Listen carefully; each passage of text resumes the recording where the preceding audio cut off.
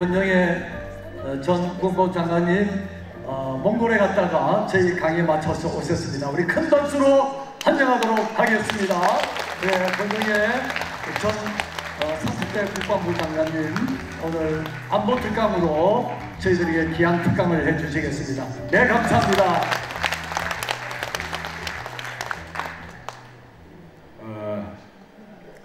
권영애입니다.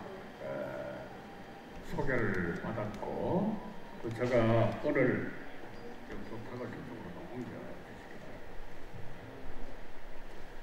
바랍니다. 제가 여러분들에게 강연을 하기 위해서는 뒤에 화면을 좀 이용을 해야 되기 때문에 옆에서 하도록 하겠습니다.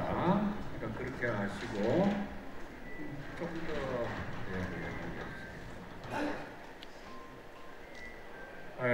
무엇보다도 정전 70주년을 맞이해서 부산에서 여러분들께서 이와 같은 귀한 자리를 마련해 주셨고 부족한 저를 불러주신 여러분들께 진심으로 감사를 드림과 아울러 특히 지난 1950년 있었던 북한의 남침 때 저도 바로 여러분들과 같은 고장인 양산 통도사 바로 밑에 있는 하북국민학교 또 신평국민학교라고도 합니다.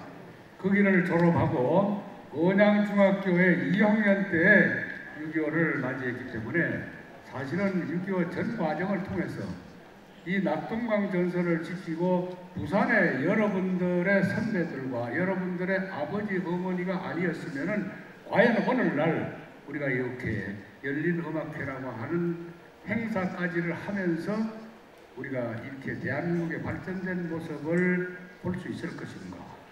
이 모든 것들은 여기에 계신 여러분들의 선배와 아버지 어머니들의 피나는 노력과 희생 때문에 된 것이기 때문에 다른 어떤 지역에서의 6.25와 관련된 행사, 특히 정전 70주년과 관련된 행사보다도 부산에서 이와 같은 행사가 있다고 하는 것이 의미가 크다. 또 여러분들에게 진심으로 국방과 안보를 담당했었던 입장에서 감사를 드리게 됩니다. 제한된 시간이기 때문에 여러 가지로 시간이 앞으로 저에게 부여된 시간이 그렇게 많지 않기 때문에 바로 본론으로 들어가도록 하겠습니다. 오늘의 제목은 지금 대한민국은 위기에서 호기를 찾을 때다. 왜 위기냐? 여러분들도 알다시피 지금 우리의 정치 상황을 보나 북한의 핵과 미사일을 연속적으로 쏘고 있는 상황을 보나 분명 우리는 위기 속에서 살고 있습니다.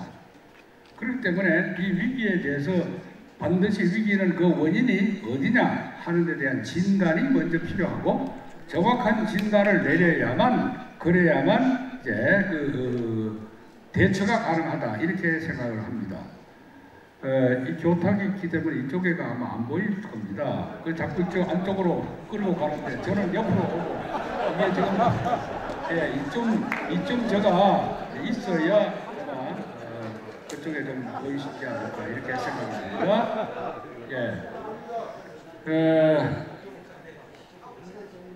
글쎄요, 다들 계세요. 지금 대한민국이 위기에 대해서는 우선 위기는 다음 장 넘겨주세요. 다음 장 넘겨주세요. 그 원인을 우리가 외부적인 원인과 내부적인 것들을 이제 돌이켜봐야 되는데 외부적인 도전은 뭘 하더라도 북한의 김정은 집단이 있다고 하는 사실입니다. 또 핵미사일 사이버 공격 더 제로날 여지가 없습니다.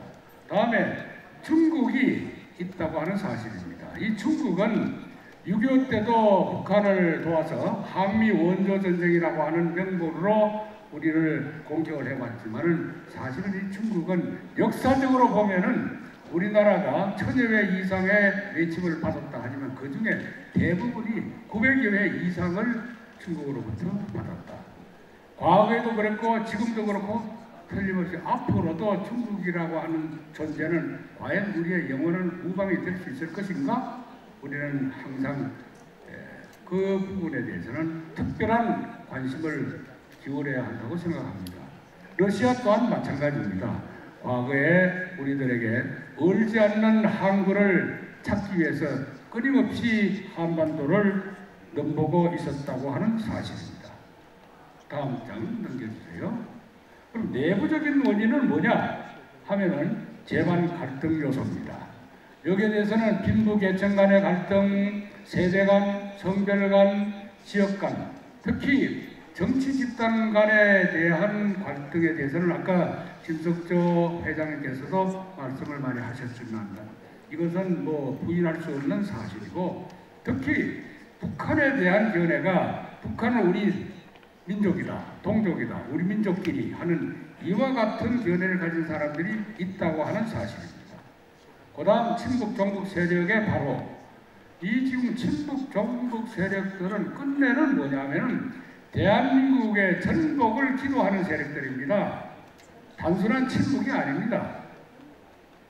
이것을 우리가 분명히 이해를 해야 되고, 그 다음에 공권력과 국가 권위의 추락입니다. 특히 강성 노조에 침투한 북한 간첩단, 제주도 간첩단, 창원 간첩단, 그리고 충북 간첩단 등등 이 간첩단들이 결국은 강성 노조에게 침투되어 있다고 하는 사실을 여러분들은 이미 보도를 통해서 알고 계실 것이고, 결국 이들은 뭐냐면은 반국가 단체화되고 있다.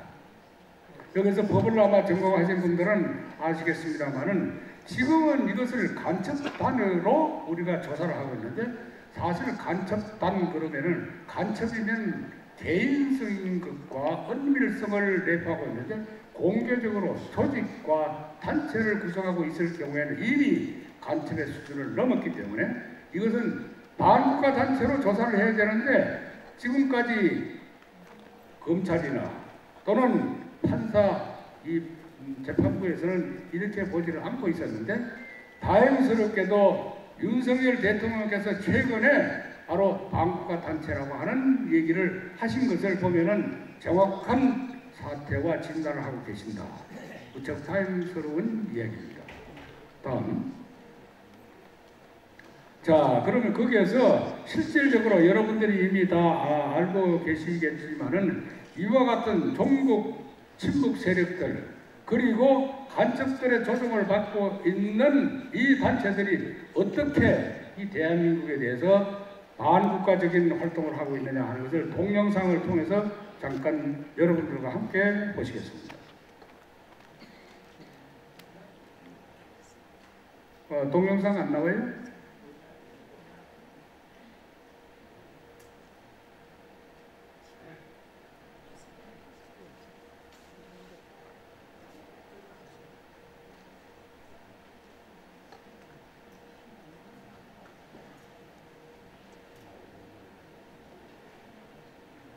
어떻게 안 나옵니까?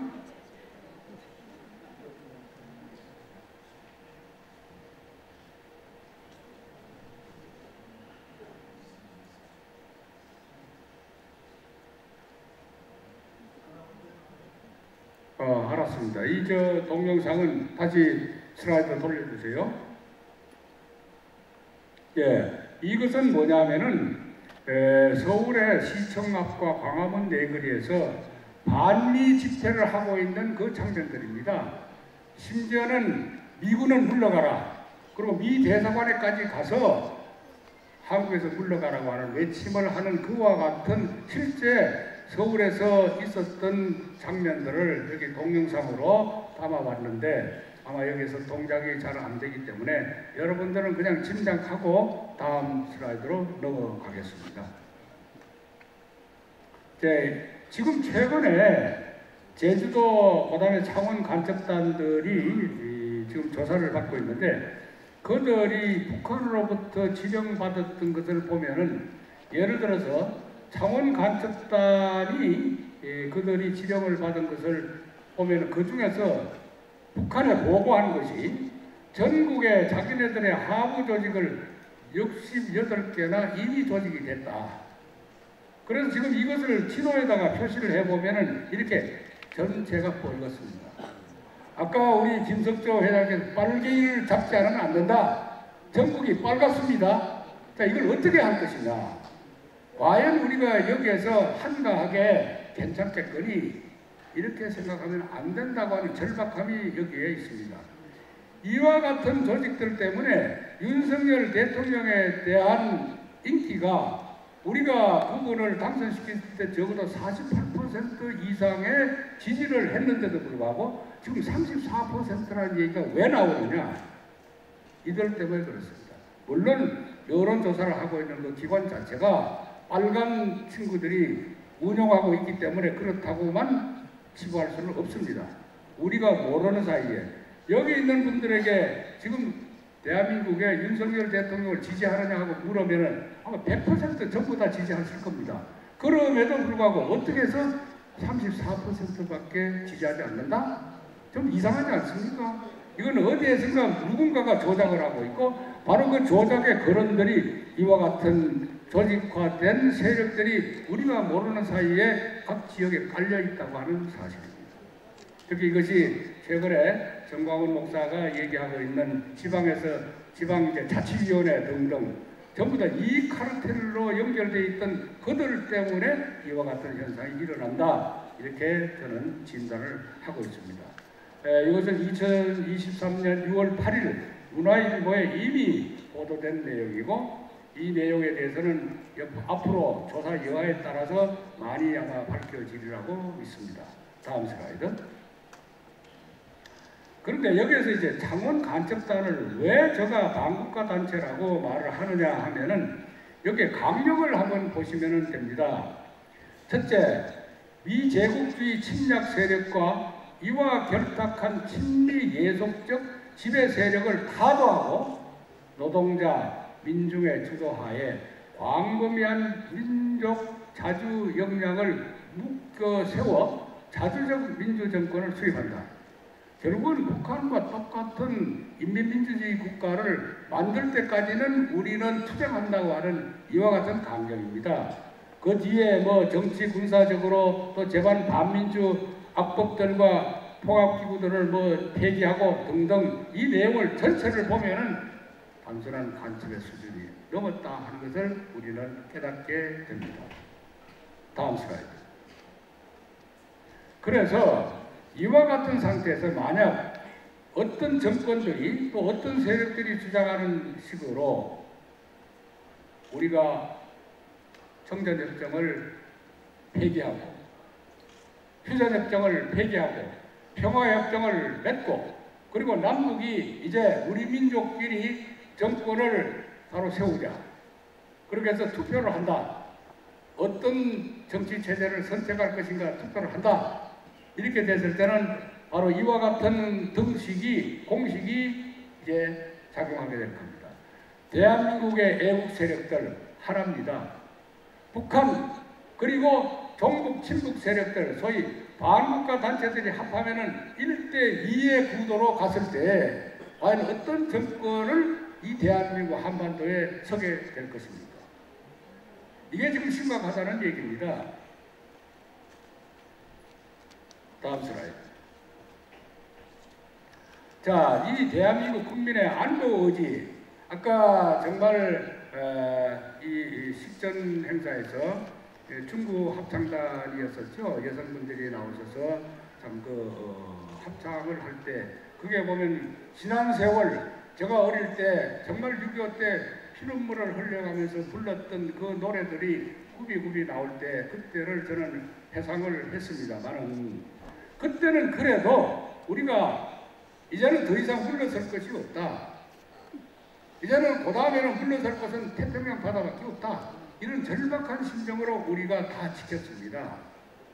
제가 가끔 가다가 지금도 제 머릿속에는 제가 나이가 어려서 중학교를 다녔기 때문에 언양에 있는 중학교에 다닐 때 하북국민학교에 함께 다녔던 동창들이 어깨에 태극기를 들고 입대하면서 우리 학교 앞을 지나갈 때 그들에게 손을 흔들면서 잘 갔다 오라 했는데 과연 그들이 돌아왔는지 영영 돌아오지 못했는지 저는 그 이후부터 그들이 만약 돌아오지 않은 친구가 있었다면 그들의 몫을 내가 다 하면서 살아야 되겠다. 이런 생각을 가지고 지금까지 살고 있습니다.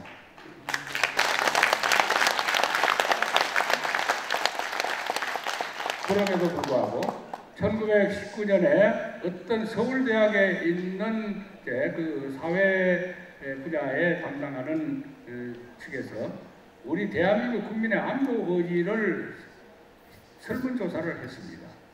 만약 한반도에서 북한이 도발한 전쟁이 발생한다면 선생님께서는 어떻게 하시겠습니까? 이런 질문에 대해서 52.6%가 북한군에 맞서서 싸우겠다. 24.8%는 국내에 있지만은 나는 어떻게든지 피해보겠다. 전쟁에 참여 안 하겠다.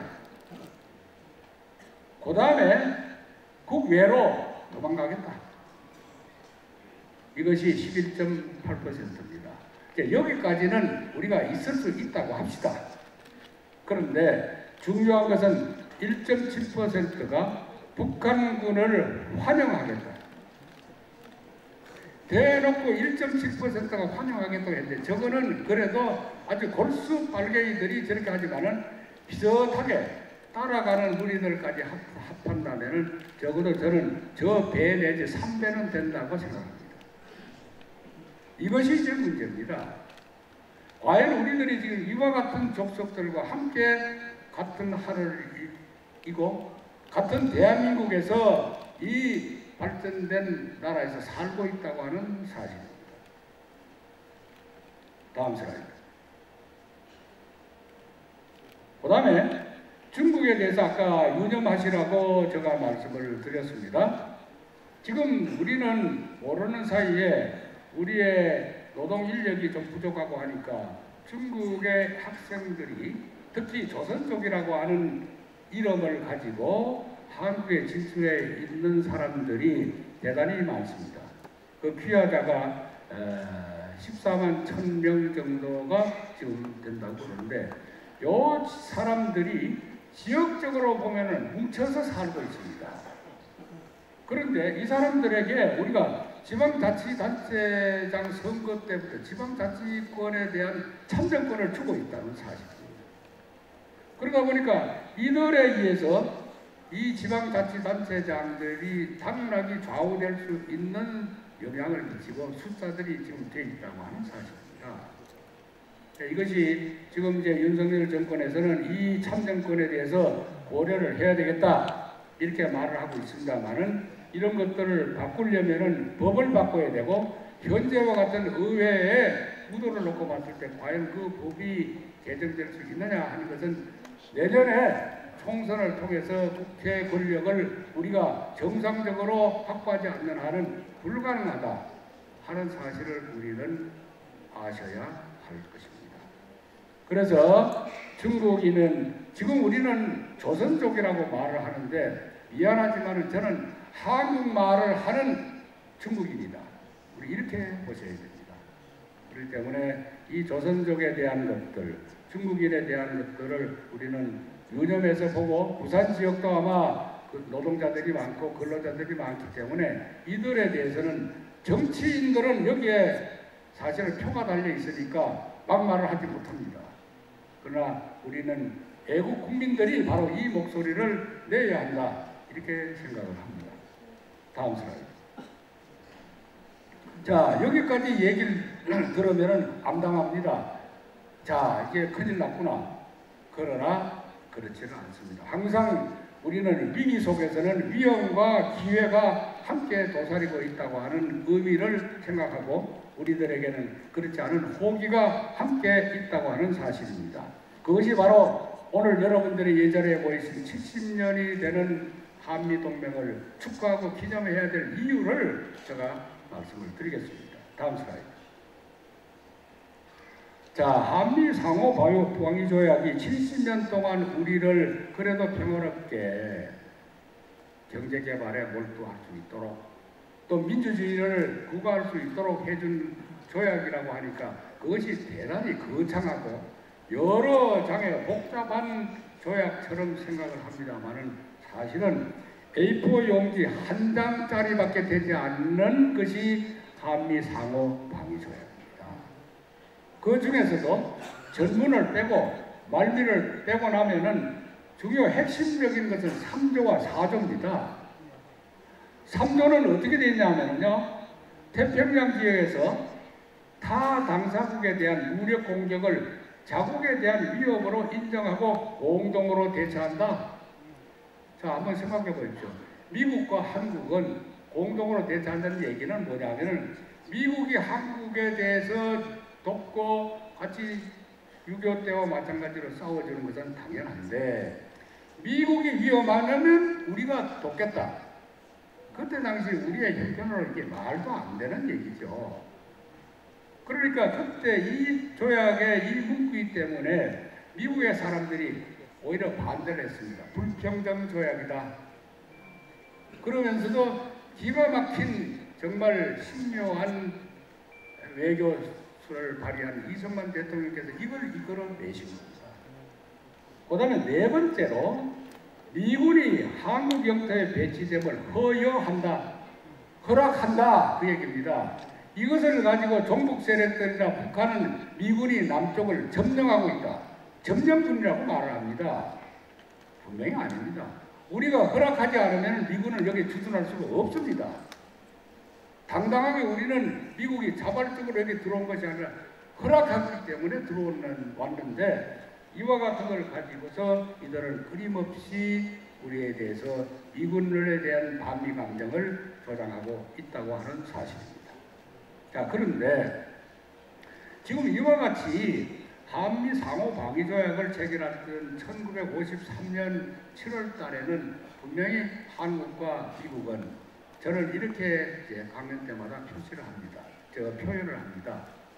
초등학생하고 대학생하고, 야, 너하고 나하고 같이 어깨동무하자. 그러면 그 어깨동무가 되겠습니까? 그 완전히 기울어지는 어깨동무지요. 그럼에도 불구하고 그것이 이제는 지금은 그것이 바뀌어졌습니다. 이제 우리도 당당하게 미국과 같이 어깨를 겨눌 수가 있는 것이, 왜냐하면은 지금 시진핑이가 뭐라고 그랬냐면요, 바이든 대통령이 2022년 5월 달에 한국을 방문했을 때 바로 삼성을 방문했습니다. 세계 제1의 강국의 대통령이 삼성을 왜 방문했겠습니까? 그것은 바로 시진핑이가 뭐라고 하냐면, 앞으로의 세상은 양탄 일성 시대가 온다. 양탄 일성이라고 하는 것은 뭐냐면 원자탄과 수소탄, 그리고 일성은 우주 인공위성, 이 두 개에 대한 핵심은 뭐냐면 반도체가 아니면 도저히 이것을 이룰 수 없는 세상이 오기 때문에, 그래서 앞으로의 세상은 양탄 일성의 시대가 온다. 이렇게 시진핑이 스스로가 얘기를 했고, 그래서 반도체에다가 집중적으로 중국은 모든 국력을 다 집중하고 있습니다. 다음 슬라이드. 그래서 저는 이것을 이렇게 지금 여러분들 앞에 제시를 합니다. 과거에 우리나라가 1948년 대한민국이 건국이 선포되고, 그때 이후에 이제 49년도에 바로 김일성의 공작에 의해서 주한미군 철수라고 하는 데모가 연일 서울시와 시청 앞 광화문에서 이루어지니까 미국이 애치선 라인이라고 하는 걸 선포를 합니다.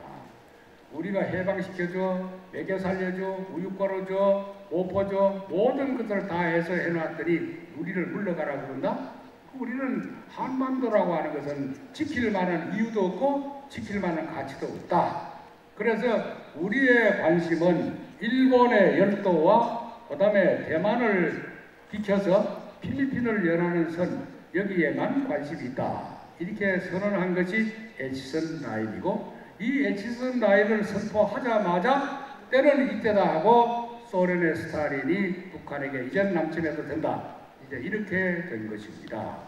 그런데 이제는 어떻게 바뀌어졌느냐. 자, 바이든 대통령이 삼성을 방문했는데, 삼성과 그게 반도체의 핵심이 우리나라의 이천과 평택에 있습니다. 그래서 신에치선 라인은 어떻게 형성이 되느냐?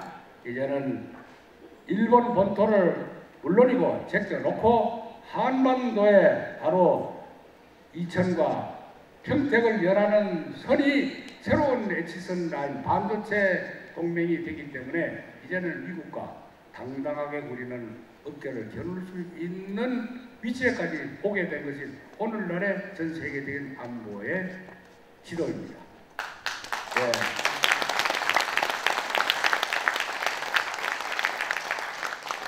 미국이 그렇기 때문에 한국을 귀하게 볼 수밖에 없는 이유가 바로 여기에 있습니다. 다음 슬라이드.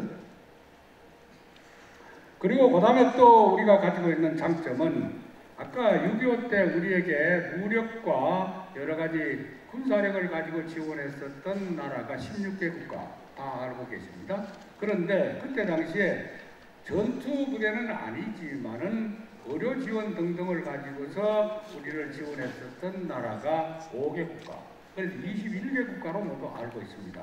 그러나 전쟁 이후에 완전히 폐허가 된 우리나라에 돈과 물자를 가지고 지원했었던 나라들까지 다 합하면 총 67개국이나 된다고 하는 사실을 우리는 잊고 있습니다. 그러니까 이들은 오늘날에도 대한민국이 북한보다 잘 살기를 바라고 대한민국이 자유민주주의에 입각한 통일이 되기를 바라는 67개국이라고 하는 우리의 우방이 있다고 하는 사실이고, 그때 당시에 유엔에 가입된 나라가 한 140여 개국이 되는데 140여 개국 중에서 67개국이라고 하는 것은 엄청난 숫자입니다. 1차 세계대전이 세계대전이지만은 그게 연합국으로 참여했던 나라가 14개 나라밖에 되지 않습니다. 2차 세계대전 그러자면 그게 연합국으로 된 나라가 22개 국가밖에 되지는 않습니다. 그럼에도 불구하고 왜 한반도에 있었던 1950년에 있었던 이 6.25 전쟁과 관련해서는 이렇게 세계에 반이나 되는 나라들이 우리를 우방으로 생각을 했을까요? 다음 슬라이드. 이 결과가 지도에다가 이 67개국을 다 표시를 할 수 없고 대표적인 나라를 표시를 하다 보면은 여러분들 태극기가 표시되어 있는 나라들이 전부 다 우리의 우방이었었던 나라들이고 현재도 우방인 나라들입니다. 이것이 어떻게 우리들에게 영향을 미치냐 하면은 우리는 수출을 통해서 우리의 국력을 또 우리의 경제력을 키워나가는 것이 우리 대한민국인데, 소위 말해서 요새 자유무역협정이라고 하는 FTA라고 하는 것이 있습니다. 이 FTA를 체결하다 보니까 6.25 때 우리를 도왔던 나라들은 전부가 다 어서 오십시오, 우리하고 자유무역협정을 맺읍시다 하는 나라들로 모두 다 손질을 했고, 그 나라들을 중심으로 우리가 FTA를 체결하다 보니까 전 세계 FTA를 체결한 나라의 많은 숫자를 놓고 보면 세계 3위입니다. 현재는 우리가 영토에 대해서는 경제 영토라고 하는 말을 많이 씁니다. 땅을 무력에 의해서 확보하는 것이 아니라 경제적으로 우리와 협력하고 경제적으로 영향을 미칠 수 있는 그 영토가 바로 경제 영토입니다. 그렇기 때문에 이 경제 영토로 보면은 우리는 중국보다도 더 넓고 러시아보다도 더 넓고 미국보다도 더 넓은 것이 우리 대한민국의 오늘날의 현상입니다. 이 모두가 충분히 여러분들 박수합니다. 이것이 우리의 보이지 않는 국력입니다. 다음 슬라이드. 그 결과 우리의 방위산업이 K방산, 그래서 여러분들 아마 계속해서 알고 계시고 폴란드가 우리에게 얼마나 많은 방산 물자와 장비를 지금 바로 수입을 해가고 있고 전 세계가 한국의 방산을 자국의 방위력을 증강하기 위해서 모여드는지, 사실은 우리나라의 방산 업체들이 이제는 그 사람들의 요구를 다 충족하지 못해서 오히려 기다리게 만드는 이와 같은 현상까지가 되어 있습니다. 작년에 있었던 킨텍스에 있었던 소위 방위산업 전시회에 각국에서 그와 같은 많은 관계자들이 몰려들어서 우리에게 관심을 가졌고 또 우리의 방사를 그들의 전력 증강에 활용하기를 원하고 있습니다. 다음 슬라이드.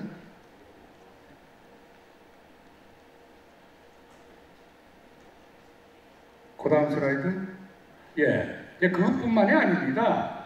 우리가 가지고 있는 강점은 또 있습니다. 그건 뭐냐면 우리 국민의 우수성에 대한 것입니다. 2016년도에 영국에 있는 대학 교수와 스웨덴에 있는 교수들이 전 세계 한 120개여 개 나라에 대해서 그 국민들의 평균 IQ를 조사를 했습니다. 근데 그 결과 어떻게 결과가 나왔냐면은 평균 IQ 108로 제1위가 홍콩, 또 그 다음에 똑같은 IQ의 평균치를 가지고 있는 곳이 싱가포르 108. 그런데 그거보다 비록 0.2%는 적지만은 사우스 코리아가 두 번째입니다. 자, 여기에서 우리가 순위로 볼 것이 아니라 과연 홍콩이라고 하는 것이 나라입니까? 그건 도시입니다. 싱가포르 그건 나라입니까? 그것도 하나의 도시국가입니다. 그와 같은 나라에서 샘플링을 했다고 해서 이것이 의미 있는 샘플링이 아닙니다. 적어도 나라라고 하는 통계를 우리가 객관적으로 인정할 수 있는 나라 중에서는 사우스 코리아가 넘버1입니다. 이것이 우리가 갖고 있는 우리 모든 국민들의 IQ고 우리 젊은이들의 IQ입니다. 이걸 가지고 지금 우리는 했다가 하면은 모든 것들이 다 세계에서 그 길을 뒷받침만 해주면은 우리는 세계 1위가 되는 이유가 바로 여기에 있는 것입니다. 우리가 흔히 보면은 유태인들이 이스라엘 국민들이 노벨상의 30% 이상을 차지하고 있으니까 그 민족은 타고난 어떤 IQ가 높구나, 천재들만 모인 것이 아니냐 이렇게 생각합니다. 근데 그게 아닙니다. 통계적으로 놓고 보면요, 12번째로 그들의 평균 IQ는 95밖에 되질 않습니다. 그러면 왜 이렇게 평균 IQ는 우리보다도 낮은데 불구하고 왜 그들은 노벨상 등등 세계에서 인정해주는 그와 같은 두뇌들을 가진 민족으로 평가를 받느냐 하면 바로 그게 교육의 그 의미가 있었습니다. 교육입니다. 다이아몬드가 아무리 원석이지만 그것을 세공하지 않으면 하나의 돌덩어리에 불과합니다. 아무리 IQ가 높은 우리 자녀들이지만 교육을 제대로 시키지 못하면 그 교육도 올바른 교육입니다. 인성을 포함한 올바른 교육을 시키지 못하면 아무런 소용이 없습니다. 이스라엘의 국민들은 어릴 때부터 가정교육으로부터 시작해서 탈무드 등등 이런 것들을 통해서 철저하게 사회교육, 학교교육 등등을 시키고 있다고 하는 사실인데 오늘날의 우리의 교육에 대해서는 많은 비판이 있고 최근에 여러분들이 참 놀라는 것은 학교의 선생님이 학생으로부터 폭행을 당해서 그래서 스스로 목숨을 끊었다? 이것이 오늘날의 이 교육계의 현실입니다. 그런 곳에서 어떻게 우리가 이와 같은 다이아몬드와 같은 우리들의 자녀들이 다이아몬드가 되기를 바라겠습니까? 우리 국민 모두는 이 교육에 대해서 정말 심각하게 우리가 인구 절벽이라고 해서 사람이 적다고만 판단할 것이 아니고 있는 아이들도 제대로 교육해서 제대로 정말 다이아몬드와 같은 우리의 자녀들을 길러내는 것이 제일 첫 번째 과제인데 과연 정치권에서 이와 같은 의지를 가지고 대안을 내놓는 정치인들을 우리가 보기가 드문 것이 한탄스럽다고 하는 얘기입니다. 다음 슬라이드. 그래서 저는 2014년, 15년부터 제가 국가원로회 공동의장이지만은 또 그전부터 맡고 있었던 것이 대한민국 통일건국회 회장을 맡고 있었습니다. 원래 제가 맡기 전에는 대한민국 건국회였습니다. 그러나 가만히 생각해 보니까 아직도 엄격한 의미에서 대한민국의 통일은 현재 진행형에 있다.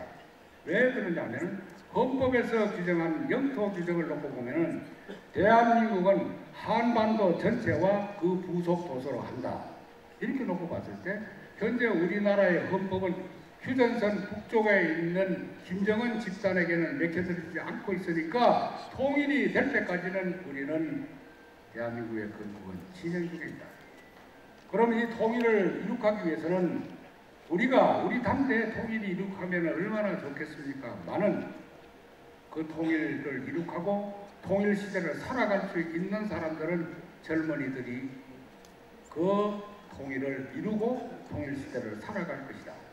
그렇게 생각해서 저는 바로 사단법인 통일건국회라고 이름을 바꾼과 동시에 우리 건국회 내에서 청년들을 이제는 양성시키고 청년들에게 올바른 자유민주주의 체제의 우월성과 그리고 우리의 이 한반도가 왜 이렇게 두동강이 난 상태에서 있느냐는 그 현실을 알려주기 위해서 매년 7월달이 되면은 전국에 있는 17개의 대학에서 남녀 학생들을 선발을 해가지고 남산에 가면은 짧은 일생을 영원한 조국에 바쳤다고 하는 건국에 희생했었던 분들의 위패가 안치되어 있는 그 비석 앞에서 단합대회를 하고 단결을 해서 전선으로 끌고 갑니다. 다음 슬라이드.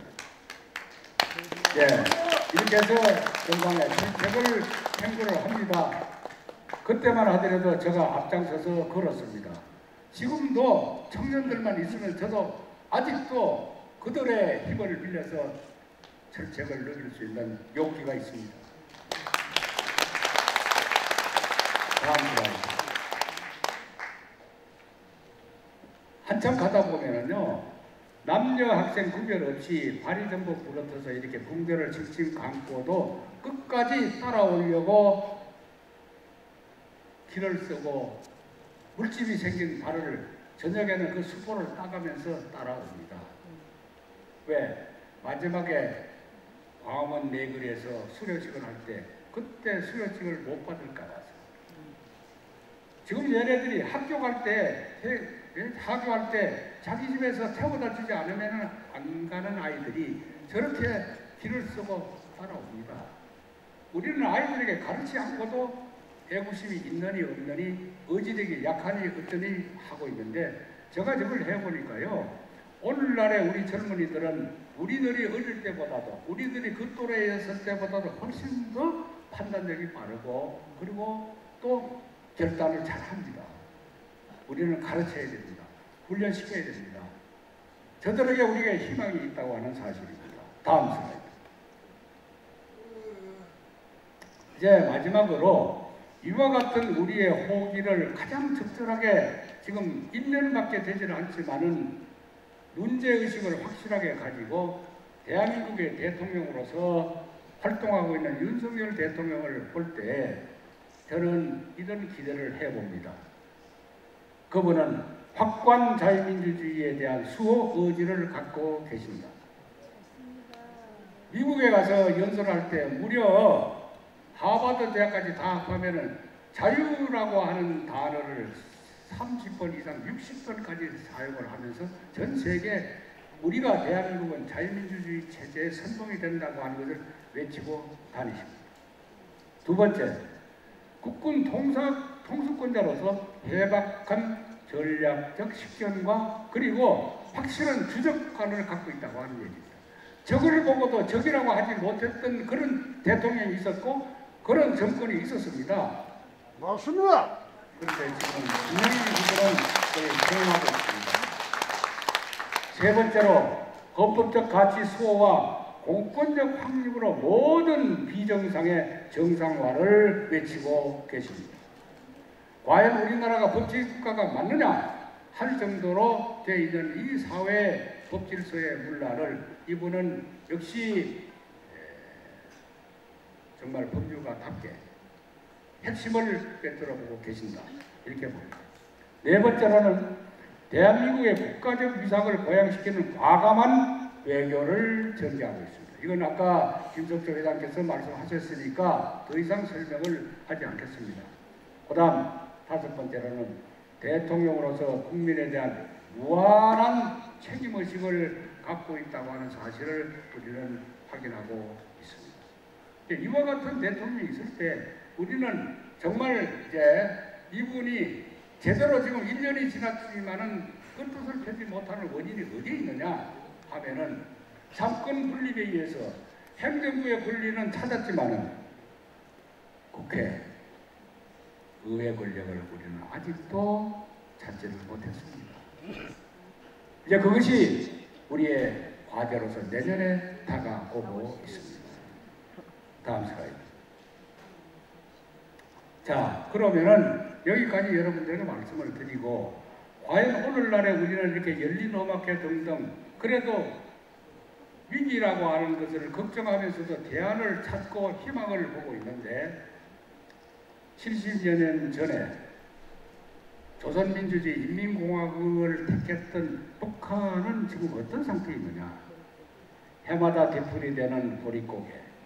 금년은 1995년도에 300만이 굶어 죽었다고 하는 그때보다도 훨씬 더 식량난에 허덕일 것이라고 하는 예측들이 나오고 있습니다.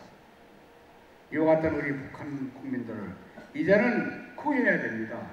우리의 동족이기 때문에 북한의 정권은 하루아침에 타도가 되도록 우리가 해야 되지만 북한의 불쌍한 우리의 진짜 동족들을 구해야 됩니다. 그들이 우리에게 어떤 절규를 하고 있느냐 하는 것을 마지막으로, 제가 한 10여 년 전에 탈북한 한 소녀가 12살에 탈북을 했는데, 고난의 행군 때 자기 아버지 어머니가 굶어 죽고 불구가 된 자기의 동생, 남동생을 두고 남쪽으로 올 수가 없어서 중국을 떠돌면서, 그 소녀는 글을 짓는데 천재적인 자질을 갖고 있었기 때문에 북한에 있을 때도 어린이 글짓기 대회에서 1등을 했었던 소녀였습니다.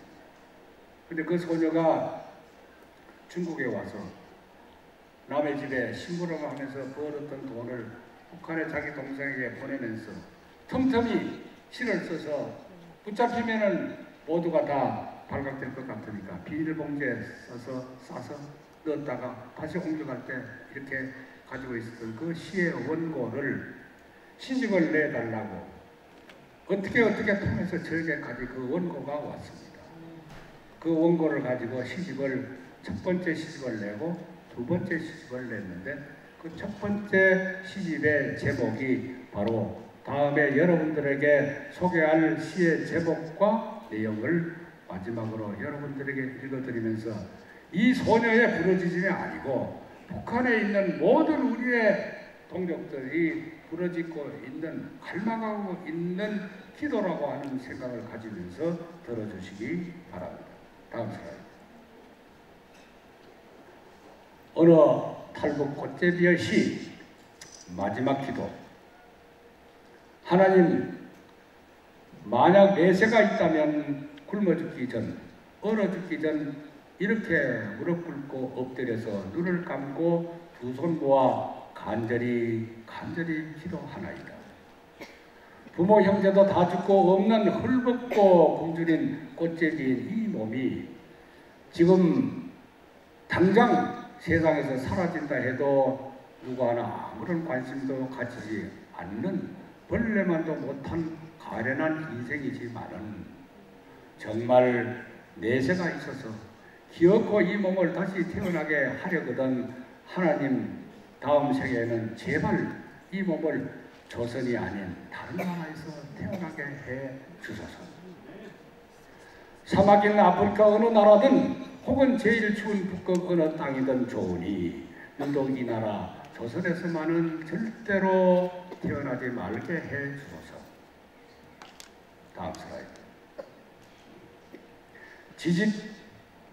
지지리도 불행한 이 몸은 이 나라 조선에서 잘못 태어난 단 한 가지 죄 아닌 그 죄로 온갖 천대 가전멸시 다 받다가 드디어 이렇게 굶어 죽나이다. 끝끝내 설설이 얼어 죽나이다. 원하건대 다음 생에는 비천한 이 몸이 부디 다른 나라에서 태어나 꽃제비가 아닌 한 가정 500둥이로 사람답게 행복하게 살다가 제 명대로 눈을 감게 해 주소서. 하나님, 만약 내세가 정말 있다면 너무나 짧은 생을 고달프게 살다가 비참하게 마감하는 불쌍한 이 고아가 눈물로서 헤어올리는 이 마지막 기도, 마지막 소원을 꼭 들어주소서. 여러분, 이것이 어찌 한 소녀의 기도밖에 아니겠습니까? 북한에 있는 우리 모든 동족들은 이와 같은 기도를 오늘도 하고 있다고 하는 것을 생각하시고, 이들과 같은 세상에서 살기 위해서 몸부림치는 종북 친북 세력들이 과연 어떤 족속들이냐, 그들이 있는 한은 북한의 김정은이는 핵과 미사일뿐만 아니고 그들을 믿고 더 발광을 하고 있다고 하는 사실입니다. 그들을 이 땅에서 척결하지 않고는 결코 이와 같은 북한 동포를 구할 수도 없고, 그리고 대한민국의 영원한 발전도 기할 수가 없습니다. 여러분, 오늘 저에게 이와 같은 귀한 시간을 주셔서 대단히 감사합니다.